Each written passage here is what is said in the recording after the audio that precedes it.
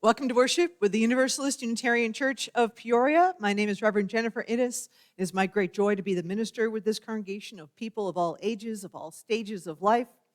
This is a beloved community striving to live into its mission of embracing freedom, loving wholeheartedly, growing in mind, body, and spirit, and adding to the wholeness of the world.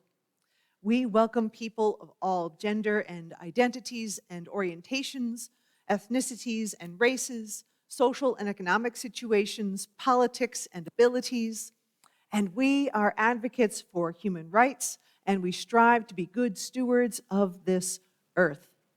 Especially, we can take that in a day such as today, where we can feel the blueness of the sky and the warmth of the sun and the breeze around us, how much we are part of everything, which is natural, which is infinite, which is yes, as E. Cummings would tell us. I want to begin in this moment with a land acknowledgement that we offer in every service, but I want to say a little bit more about that. Because this service focuses on the doctrine of discovery and its impact on Black and Indigenous people and the legacy of oppression. It is appropriate to begin with the acknowledgement, and I want to draw from an article in the church newsletter from a while back from Dave Wyman when the congregation moved to go forward with this justice work. At the 2012 General Assembly, the Unitarian Universalist Association overwhelmingly adopted a resolution to repudiate the doctrine of Christian discovery. It directed the leadership and individual congregations of the association to take steps to dismantle the concepts of the doctrine, eliminate its influence in our laws and regulations, and build affirmative relationships with the indigenous peoples of our nation and around the world. We know exactly the peoples whose lives were so severely impacted by the Europeans.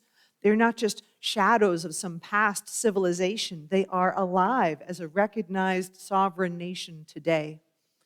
The descendants of the Peoria, whose ancestors first greeted the Frenchmen as they disembarked from their canoes on the Illinois River, they are not gone. We cannot deny the legacy we share with the Peoria. We are on their ancestral soil. We are caught in the interdependent web of life that transcends the centuries between the last Peoria who was here and where we are at this moment. And so here is one of the ways we offer a simple statement of recognition or respect that we offer at the beginning of each service. We recognize and respect the peoples of the Peoria Nation, whose ancestors welcomed and assisted the first Europeans to visit the Peoria's traditional homeland, the very ground upon which we gather this morning. I want to thank everybody for joining us in person and online. One of the things we have learned in the past few years is how precious it is to gather together, to be with other people, to expand our circles of care and our circles of kindness. So if you are new to us today, I want to invite you to please help us get to know you. We have plenty of name tags. You are welcome to ask all the questions because we love all the questions. And I want to invite folks to stay after service today for coffee and conversation in Fellowship Hall. If you're joining us on Zoom, by all means, hang out and have a little chat amongst yourselves online as well. And I also want to invite folks to be sure after service to kind of greet one another as well. We have a lot of folks who are coming that are new. We have members of the congregation who are just showing up again during the from the pandemic. It's pretty remarkable. So let's make sure that we all are getting to know each other as well.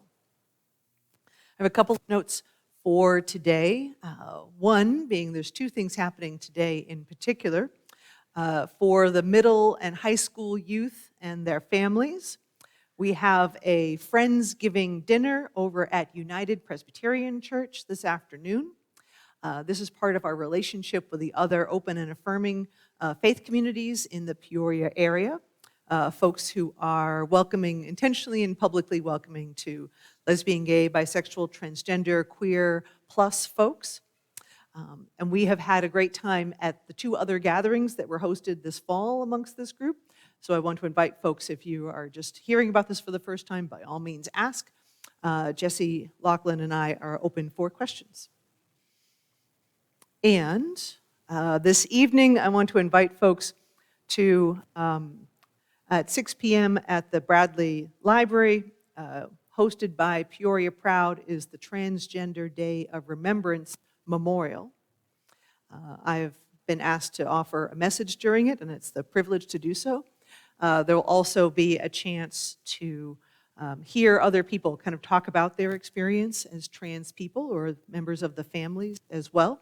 So I want to invite folks to join us for that too. That is at 6 p.m.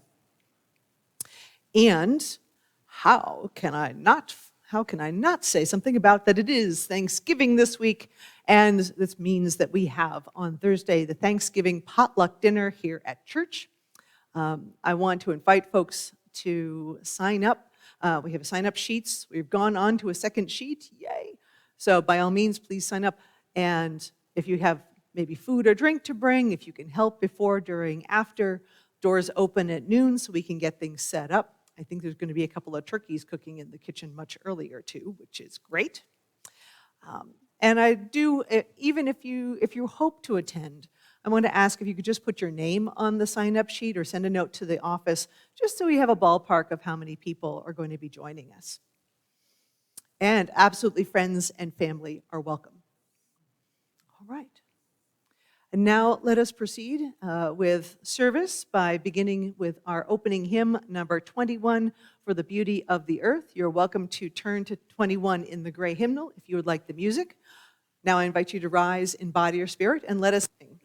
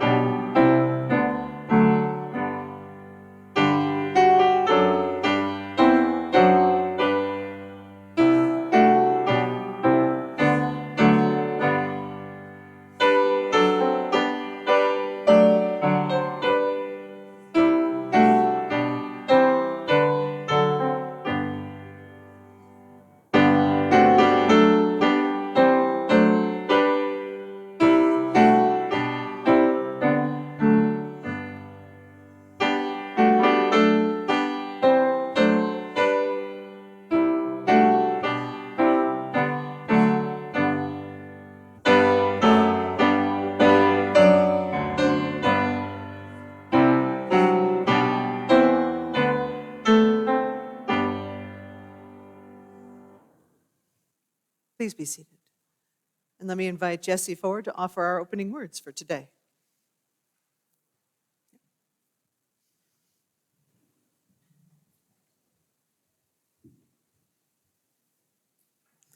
The Heart of Our Faith by Monica Jacobson Tennyson. What is it that calls you here, that calls you onward, that calls you inward, that leads you homeward? What is it that gives you the power to make that change, to ask that question, to take that journey?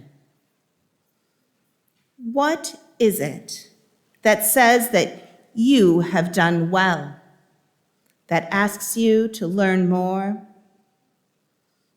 that brings you to stillness, that holds you up in hard times? It is relationship, the beating heart of our faith. It begins when we share this hour, our truths, this air, and our hearts. Come, let us worship together. I invite Sarah and Bowie to come do the chalice lighting today.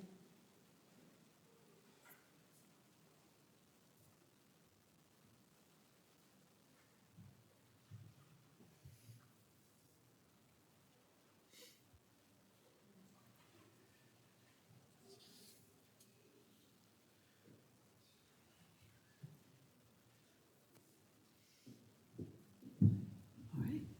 Good. Good morning. All right.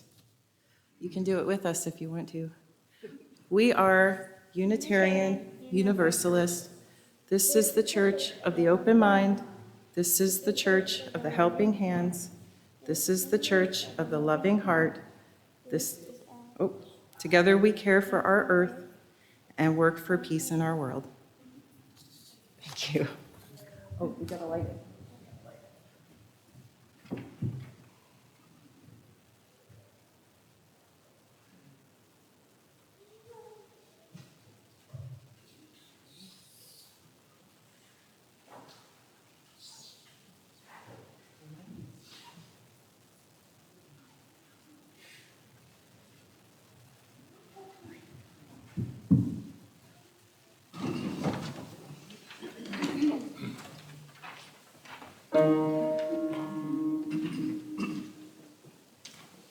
The gift to be simple, the gift to be free, the gift to be simple, 'tis the gift to be free, 'tis the gift to come down for you and me. And when we find ourselves in a Christian's world, 'twill be in the valley of love and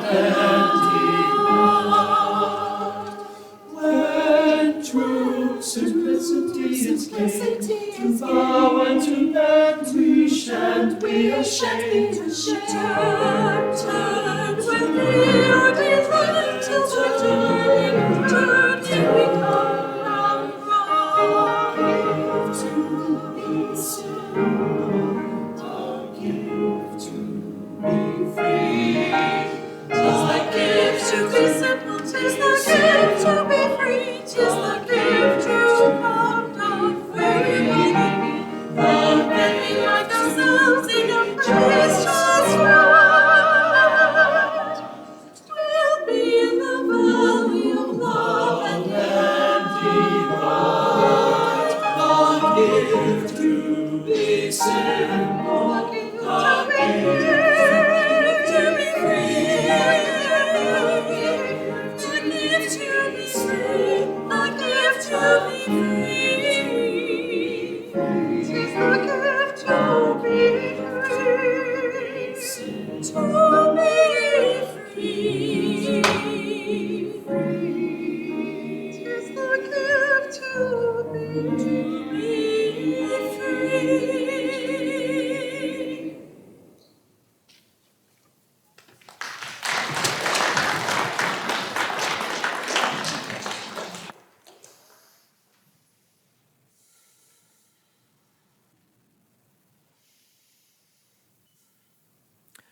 In the spirit of the beautiful music we just heard, I invite us into a time of reflection. It can be a mere thing to pause, to contemplate, to wonder, to be present into this moment.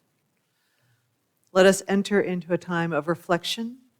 During our music for meditation, all are welcome to come forward and light candles at our tables. If you are online, you're welcome to do so as well. We will light candles on your behalf here too. So let us begin with our candles and reflection.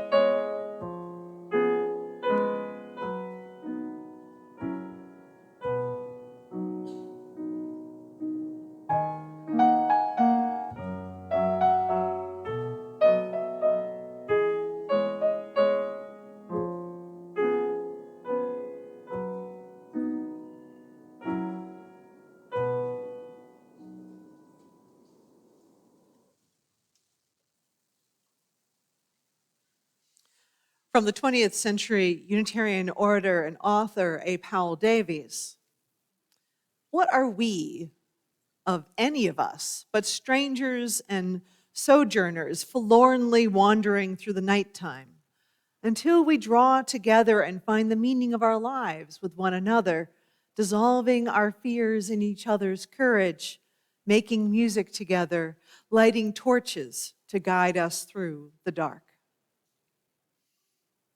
This is the time when we extend the circle of our care and share the joys and sorrows of the congregation. I want to begin with a joy I received by email late last night from Mary Ann Shin. I will offer her words directly.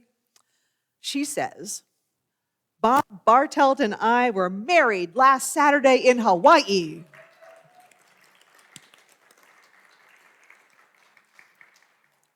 We had a very romantic beach wedding on the Big Island and had a fabulous honeymoon before returning safely home Friday. I guess she and Bob can just kind of hang out, be quiet, and recover for the weekend. That's fine. And she points out, Mary Ann points out, that she is now Mary Ann Bartelt. So yay, Mary Ann. So congratulations to Bob and Mary Ann. We also offer a note of gratitude to everyone who participated in and contributed to last Sunday's soup lunch.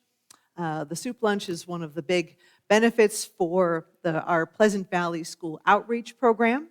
The lunch brought in $1,118, and the funds will go to provide bags of food for about 30 families every 2 weeks at the Pleasant Valley School. And I'm sorry? Every week. Oh, I misunderstood. Every week. Well, that's twice as good. This is great. And I also want to thank everybody who contributed to the soup and making it all, and the cleaning up and making all the things happen, because that certainly fed the congregation as well. So thank you. I have a note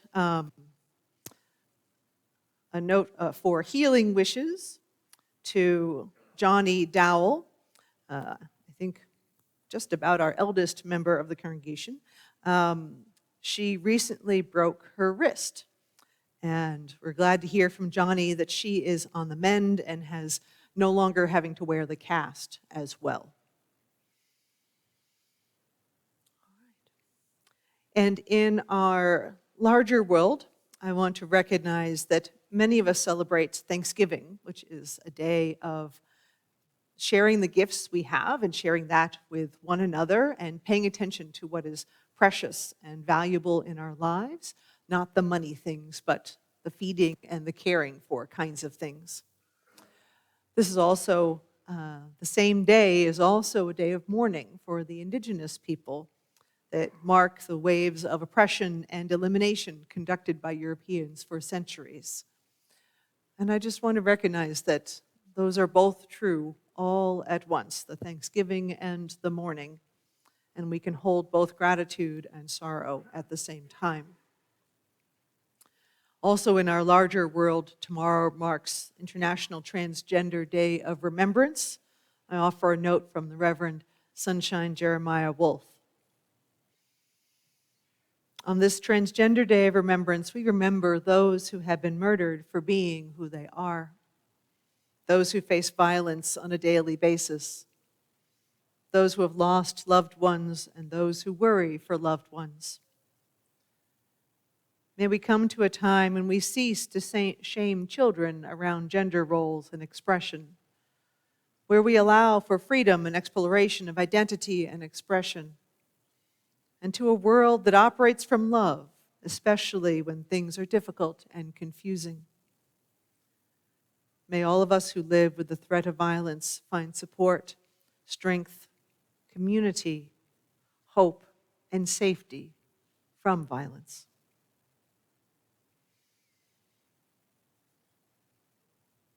Let us hold one more moment for the joys, the sorrows, the names, and the milestones that are among us. There is so much that lives in our hearts and remains unspoken. So let us hold it here, knowing that together we can hold so much more than we have the capacity to do so alone. we get to share this moment in the embrace of the congregation so gathered. Let us pause and breathe.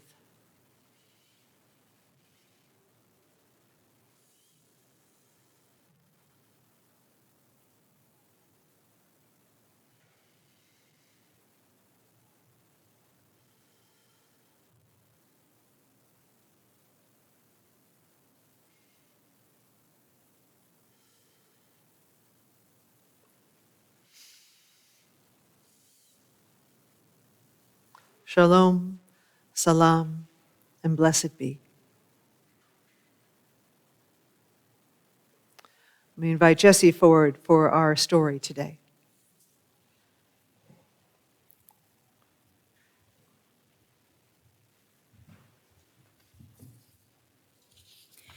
Instead of a story today, we're going to spend a little time in our bodies. I know we're always in our bodies, but sometimes we forget about them. And today, we're going to focus on that idea of gratitude that we were just talking about.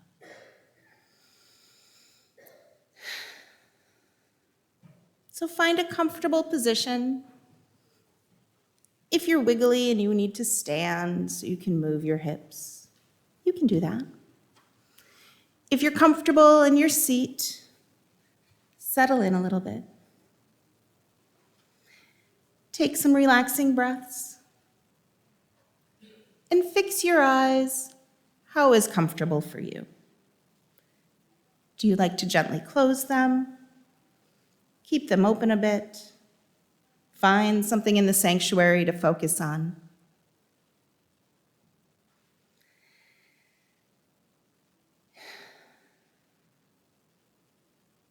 Pay attention to your body.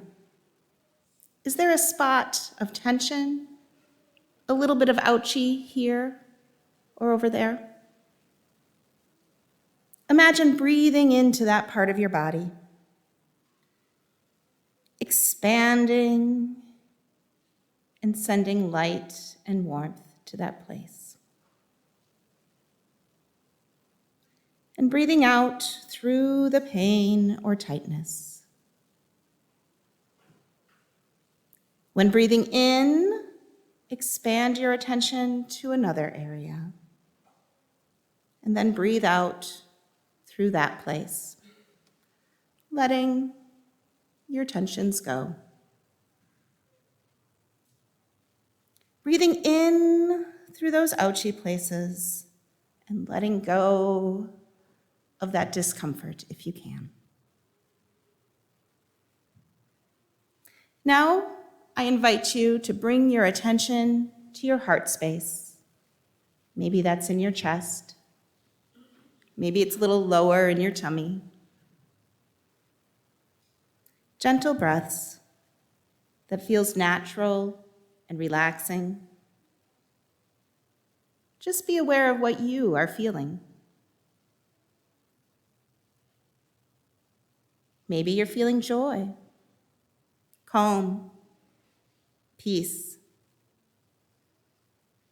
Maybe you're feeling some sadness, some grief, or a little bit of anxiousness. Just be aware and breathe alongside that feeling. Offer yourself love and care for whatever is present in you right now. Ask yourself as you breathe, is there anything you're grateful for? Any person? Ask yourself in your heart space, what or who are you grateful for? Your baby doll you brought with you today? Your soft blanket you like to curl up with? Someone who shows you care and love? Someone who makes you laugh?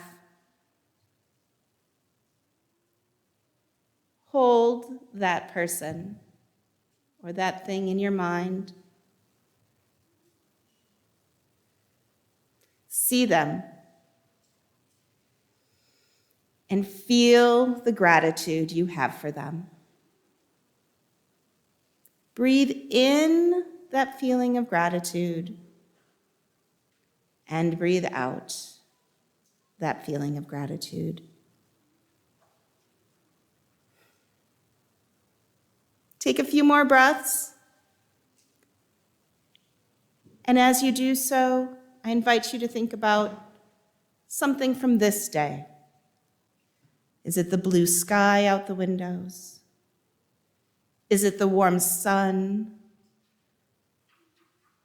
Is it the crunch of the leaves underfoot? Be present to something you are grateful for from this day.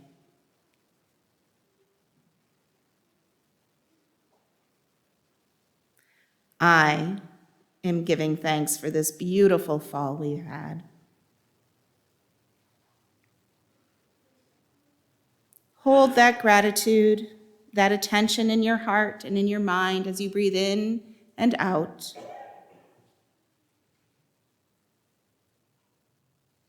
Open your heart to all the other things in your life and this moment that you're feeling grateful for. So many options. And as you continue to breathe,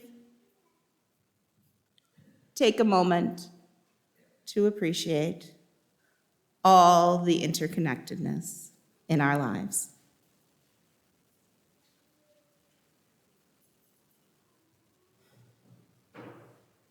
As you're ready, continue to breathe gently and bring your attention back to this time and this place, to your body, to the place where you are.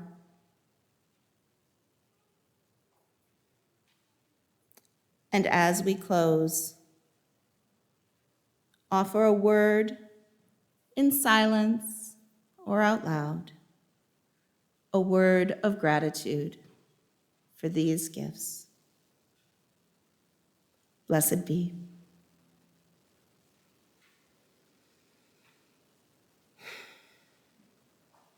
I wonder what you're grateful for. I invite the kids to join me as we head back to religious education.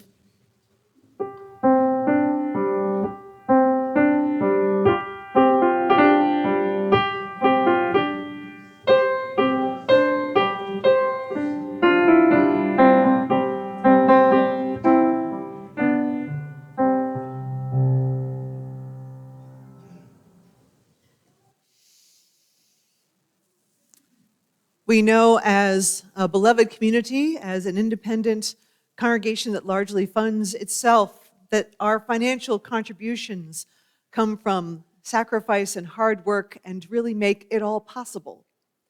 We are so grateful for the effort extended, for the care offered, for all of the gifts that are given, every single one of them. And we commit together to ensure that the financial gifts that we gather do a greater good for ourselves and our world than they could possibly do alone.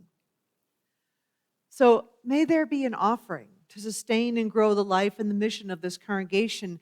May we give in love and in hope. And part of our faith in growing the life and mission is to send some of our donations out into the world. It's not just enlarging our congregation here, but it is enlarging the world as well. And we do so through our Share the Plate program. 1/3 of the undesignated offering we gather goes to our monthly recipient. And for this month, our Share the Plate recipient is the East Bluff Community Center Food Pantry. The food pantry does a lot of good work. Its primary existence happens on Saturdays, Saturday mornings, where people can go and kind of make some choices about the food they'd like to bring home. They can go and get a good meal. This is managed entirely by volunteers who help make this possible. So the people who are from the East Bluff community and in range of that, who are food insecure, who are unhoused, they have a chance to be around people, to be cared for and respected, and to receive a little bit that will sustain them during the week. So this is our Share the Plate recipient for November. I want to ask folks to be thoughtful and generous in your contributions. 1/3 will go to East Bluff Community Center, and 2/3 go to the church operating fund. Please indicate so if you're writing a check or if you're making a donation electronically. We thank you for all of the gifts, for all of the generosity that comes into the congregation, then goes out into the world to do great things. And now I invite the ushers to please come forward.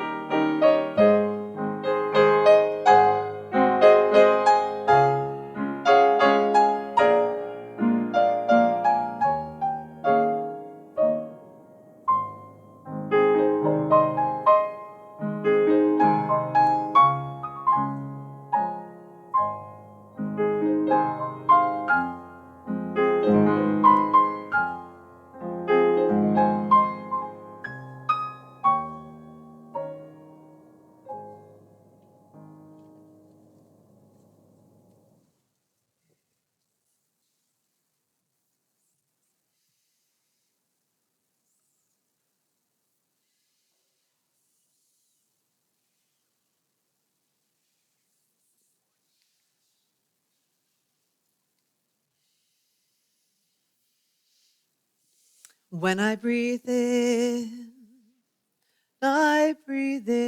peace. When I breathe out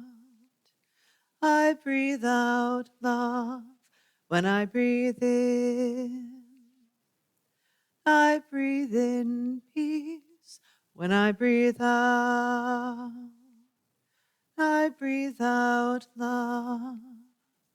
Breathe in, breathe out, breathe in, breathe out. So appreciate this piece by Sarah Dan Jones, one of our excellent Unitarian Universalist musicians. It's been such a helpful way to be present and attend to things great and small. I think when addressing the really great questions, the enormous ones, the impossible ones, the deadly ones, I keep relearning the value of slowing down. This week I participated in the third of 3 retreats and conferences I've attended this fall since October. This is more than I usually go to, but it was responding to what was in the moment. And certainly from each of these, I bring back tools and tangible materials for the congregation. I have a lot of fresh book titles, just by itself. What I also bring back is experience and reflection and ways to enter into and create quieter moments that are at least as filling as a new lecture or another story. when addressing the most complicated questions, the generational ones, the ones with the heartbreaking and soul-crushing impact, there is so much strength in quiet. So therefore, our story for this service was one on meditation and gratitude. To invite us to begin with gratitude as a way of reconnecting with abundance, to reconnect with that impulse for being generous and compassionate, as is our theme for this month, to bring attention to what brings life. In Unitarian Universalism, we are exploring language around our values, centered in love, and including values such as justice and interdependence, equity and pluralism and transformation and generosity. The language for generosity for these values says, we cultivate a spirit of gratitude and hope. We covenant to freely and compassionately share our faith, presence, and resources. Our generosity connects us to one another in relationships of interdependence and mutuality. Interdependence and mutuality. I'm going to say that in this moment in our world, these values, this statement of abundance and relationship, seems so counter to so much of our world is functioning right now, what values are being held with its deep divisions. And being reminded and called to return to these values is such a great strength. It can be its own rock in the storm from which I will not be moved.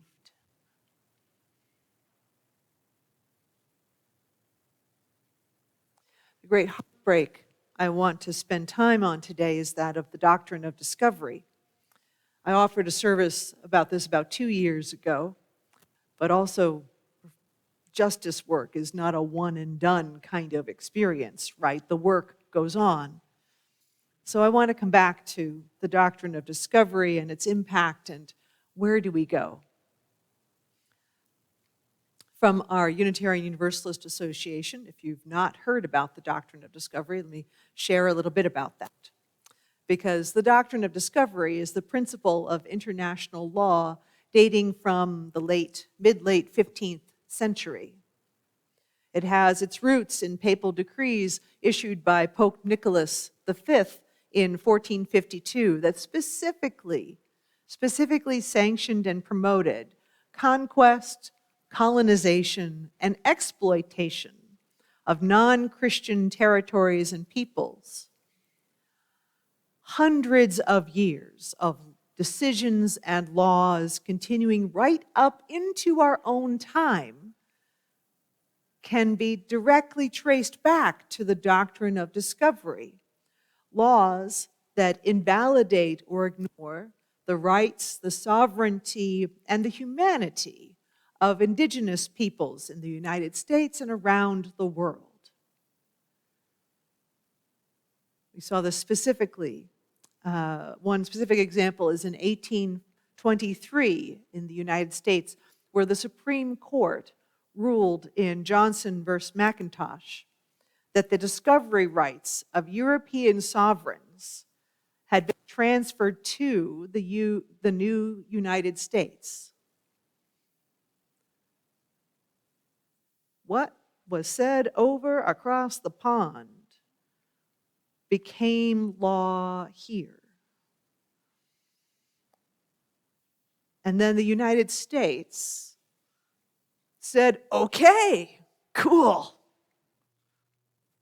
and used that as the basis of law in this country to hold and assert that law, the title by which it was acquired. They maintained, the United States, as all others have maintained, that discovery Discovery, never mind that there were people there already, but Discovery gave exclusive right to extinguish indigenous title of occupancy, either by purchase or conquest, and also gave a right to such a degree of sovereignty that people would be allowed to exercise.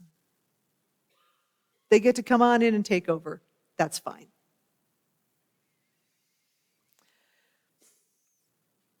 And the Unitarians were certainly in the mix with this, let me just tell you.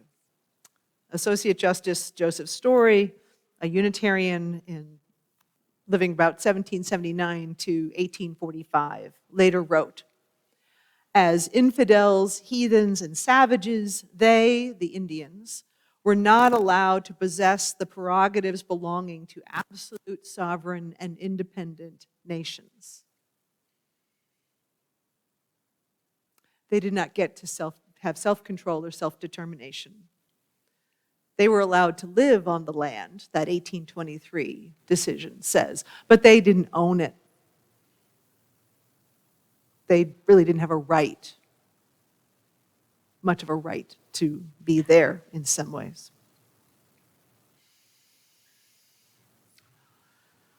We've been having more conversations about the impact of this doctrine of discovery in not just this country, but also in Canada in the last few years, where we're feeling more and more awareness and recognition and impact of the schools that were set up to eliminate Native culture and language and identity by removing children from homes and training them up in the Western European and Christian culture. But also not really caring for whether the children survived, I think, because we are encountering mass graves along with the schools.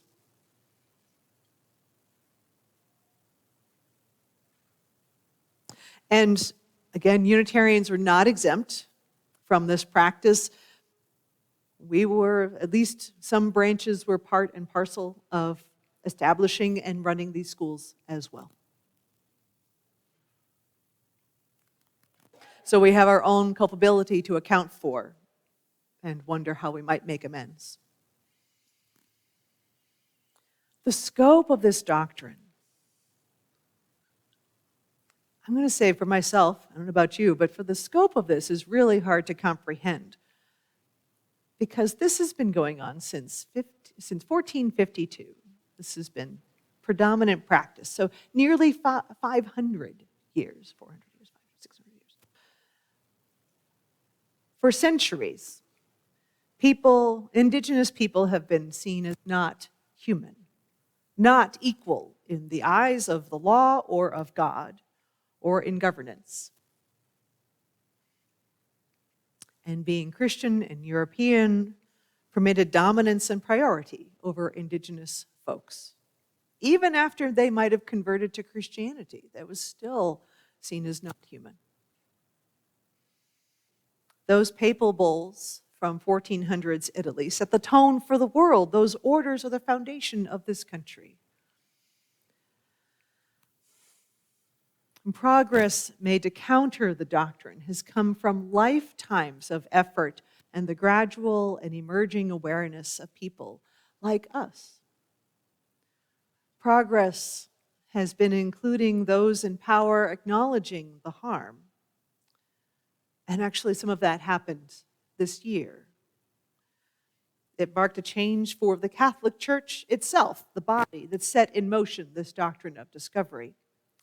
So after years of advocacy from indigenous leaders, from other advocates, Pope Francis visited Canada. And his visit included an apology and a repudiation of the doctrine of discovery. From the NPR article, they said, invoking the Christian mandate to respect the dignity of every human being, the Vatican said, the Catholic Church therefore repudiates these concepts that fail to recognize the inherent human rights of indigenous peoples including what has become known as the legal and political doctrine of discovery. The Vatican also invoked the Pope's words from his visit to Canada the previous year. He said, "Never again can the Christian community allow itself to be infected by the idea that one culture is superior to others, or that it is legitimate to employ ways of coercing others." And this is a powerful statement by itself. The priests commented on this. What is significant today is the way that the statement repudiates the very mindsets and worldviews that gave rise to the original papal bulls, one of the leaders said. It renounces the mindset of cultural or racial superiority, which allowed for that objectification or subjectification of people, and strongly condemns any attitudes or actions that threaten to or damage the dignity of the human person. So this statement allows for some recognition, and also it was an avenue, is a way in which the Pope was apologizing in other ways that are slightly more public, but also more informal, in personal and direct conversations as well. But at the same time, this repudiation is not actually complete. The message from the Holy See states that such dehumanization and the tearing away of rights and lands and autonomy was never actually a part of official church doctrine. The papal bulls of the late 1400s were political documents. They were under the influence of politics. And in the very early 1500s, about 30 to 40 years after the original bulls, the church made another statement, offered another bull that affirmed the rights of indigenous people regardless of whether they converted to Christianity. But I'm going to say that's a really good example of way too little and way too late, because the tone had already been set. The instructions were already there. The permission was already given. And that precedent worked its ways into this country's laws. And we are wrestling with that impact so much later.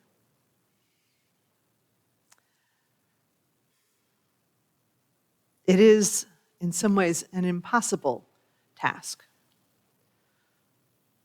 to counter the institutional injustice that has enabled the presence of people on the land such as this, as we are now.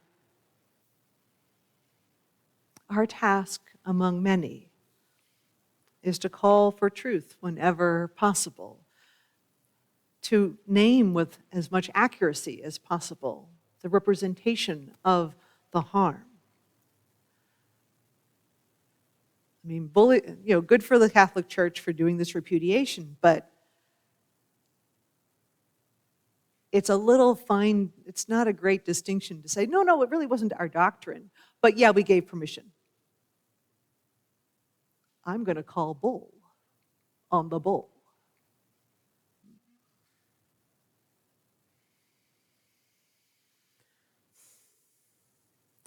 Progress.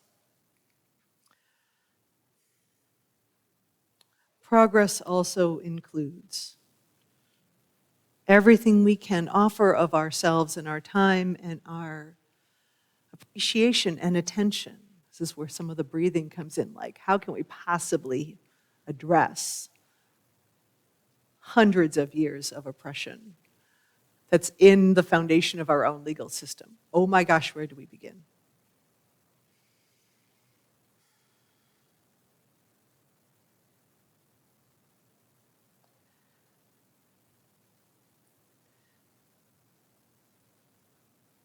This past week, I spent some time, the program that I was with the ministers this week was on the conversation around reparations.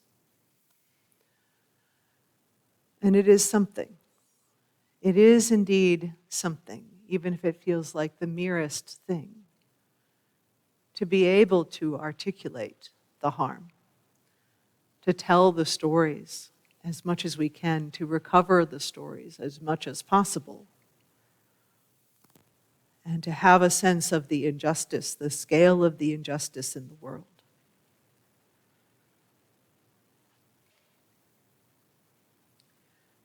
And to be that much more attentive to and willing to listen and bring forth the stories of success, the stories of reclamation, the stories of reconnection and honoring and relearning and rediscovering who the people were who had been so directly impacted by this doctrine, who they are, not just who they were, but also who they are.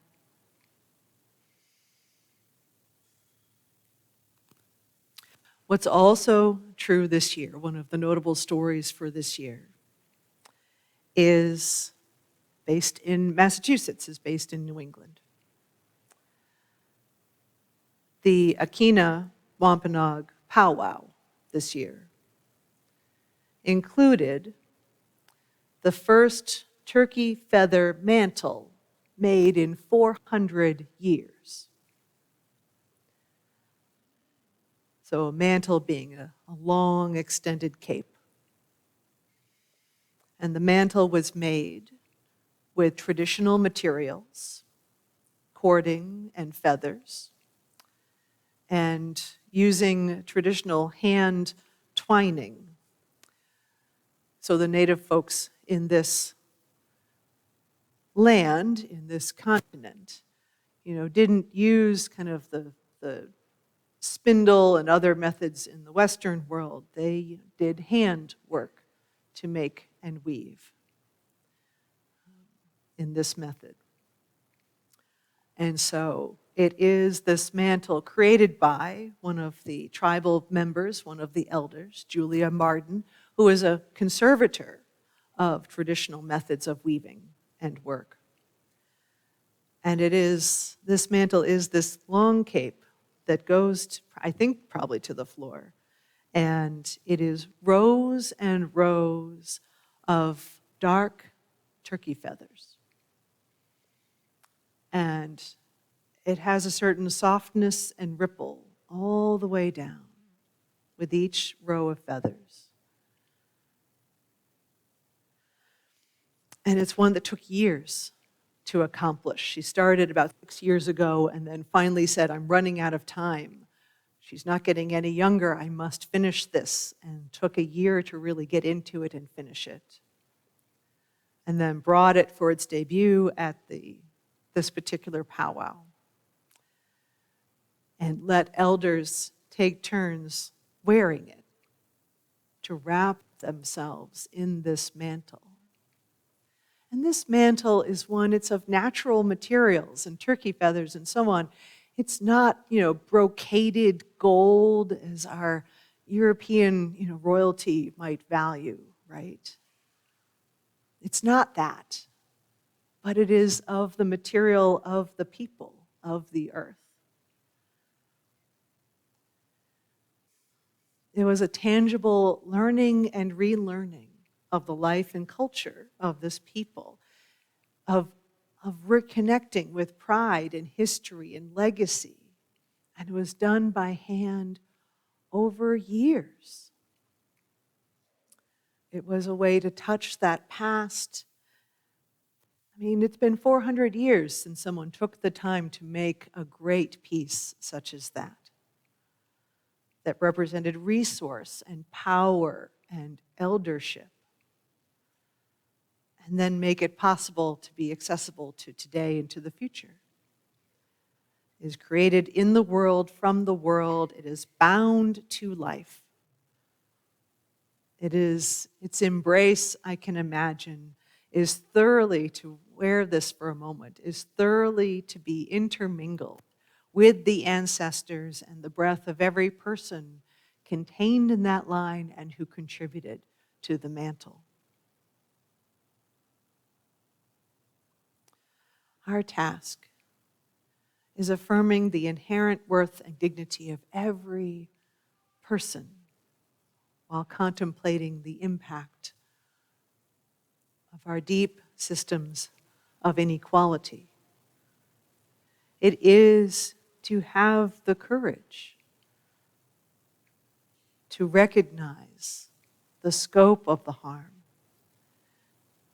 even as our hearts break. It is calling out the incompleteness of an apology while acknowledging that it is a beginning, and calling out that incompleteness whether it's from the church, whether it's from the Catholic Church or the Protestant Church or capitalism or political. It is to endure with a commitment to a more just and more whole world, even when we might be looking forward to a little Thanksgiving this week. From my colleague, the Reverend Dr. Kristen Harper. She is the senior minister with the Unitarian Church in Barnstable, Massachusetts. She is the first woman of African descent to be settled at a UUA congregation through the search process. And she is well-versed, as a woman of African descent, she is well-versed in the separateness and fear of our society and our faith, and within each of us. And as a minister on Cape Cod, Massachusetts, she is close to where the Pilgrims landed so many hundreds of years ago, one of those starting points for colonization of this country. And she says, "I do not wish to breathe another breath if it is not shared with others. The breath of life is not mine alone. I brought myself to be with you, hoping that by inhaling the compassion, the courage, the hope found here, I can exhale the fear, the selfishness, the separateness I keep so close to my skin. I cannot live another moment, at least not one of joy, unless you and I find our oneness somewhere among each other, somewhere between the noise, somewhere within the silence of the next breath."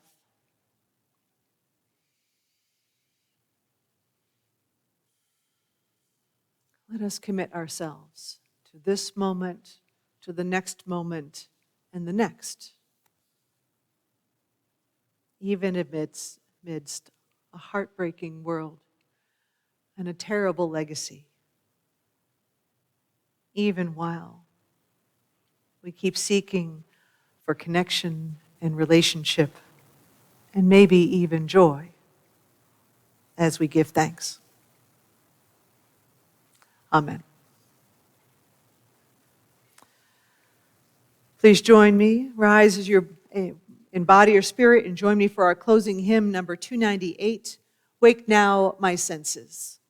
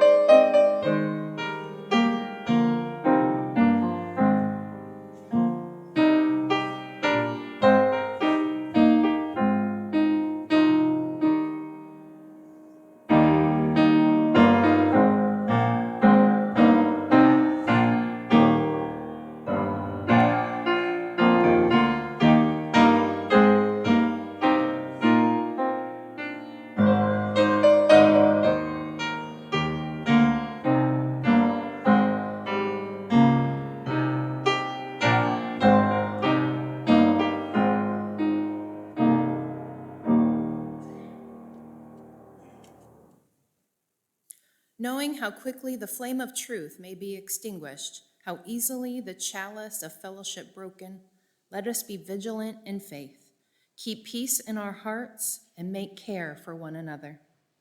The watchword of our lives together, so our light goes out everywhere into the world.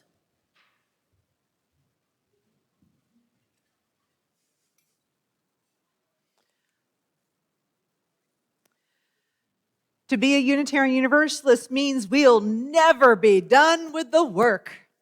I know.